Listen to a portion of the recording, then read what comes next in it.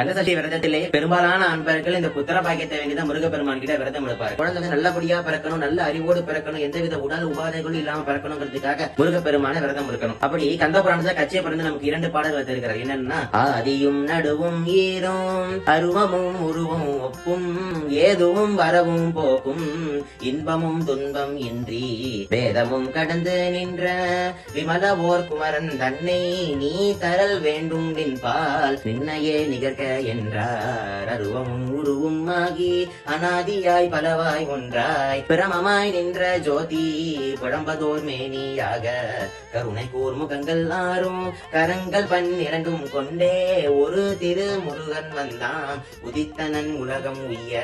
இந்த 2 பாடல்களையும் முருக அன்பர்கள் காலையிலும் மாலையிலும் முருகப்பெருமான் கிட்ட 11 தடவை பாராயணம் பண்ணிட்டு செவ்வாழை மற்றும் வெண்ணெய் இதை 2த்தையுமே முருகப்பெருமான் கிட்ட நிவேதனம் பண்ணி சாப்பிடுங்க. சாப்பிட்டோமானால் நல்ல குழந்தையானது பிறக்கும்.